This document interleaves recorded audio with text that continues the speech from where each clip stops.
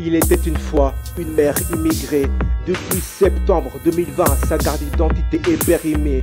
Pour avoir une réponse au téléphone, pour un rendez-vous, elle a attendu 2 heures d'affilée. Dans un mois, le rendez-vous a été donné. Par conséquent, pendant un mois, elle était sans papier. Un mois plus tard, elle récupère son récépissé. Normalement, elle devait recevoir le courrier, mais elle ne l'a jamais récupéré. À 6 heures du matin, elle décide d'aller à la commune. Il n'y a que dans cette commune remplie d'immigrés où il faut être là à 6 heures du matin. En arrivant, elle voit des personnes qui sont déjà présentes dans le froid. Elles étaient présentes avant le coucher de la lune, n'ont pas dormi certains. Elle attend jusqu'à 8h30 pour que la sentinelle vienne ouvrir la porte. À son arrivée, la porte s'ouvre. À l'ouverture, un monsieur appelle à David et lui demande de le répondre. Voici la réponse que David rapporte. Il faut partir, vous ne savez pas lire, c'est écrit là.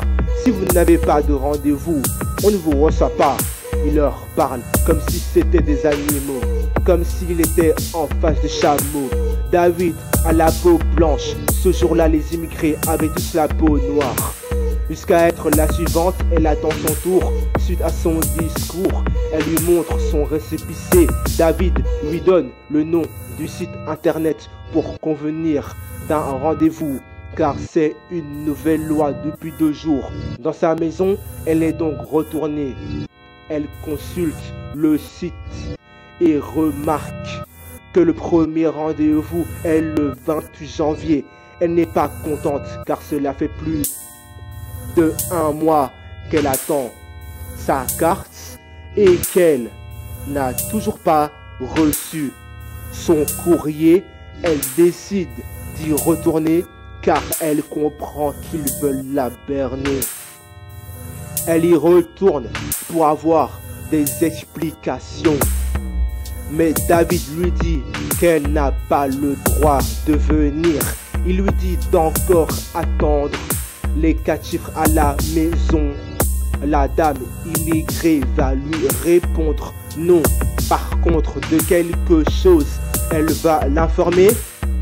Elle dit: Monsieur, la commune ne fait plus ça depuis des années. Elle rajoute: je veux un rendez-vous, ça fait trop longtemps que j'attends ma carte d'identité. David lui répond qu'il n'y a pas. Pourtant, s'il était intelligent, il l'aurait compris et il l'aurait accueilli poliment.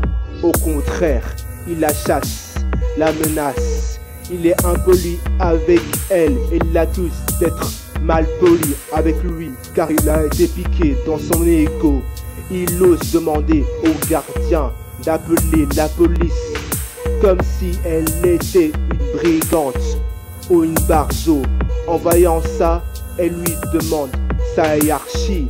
Il dit qu'on appelle la police. Elle n'a pas peur, il n'y a pas de pleurs. Ça fait depuis 17 ans qu'elle vit dans cette commune. C'est une citoyenne. Elle demande à la sentinelle qui était noire comme elle ce qui se passe. Il lui répond qu'il ne pouvait rien faire, pas l'aider. Le temps continuait à passer. Au-dessus d'eux, le pigeon qui passe.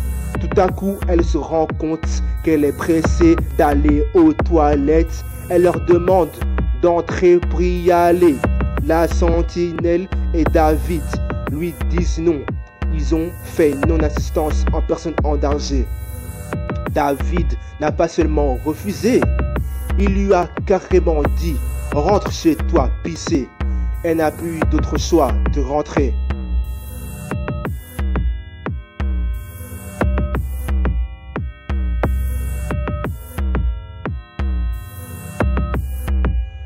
Tout le monde parle de Black Lives Matter pour les violences policières.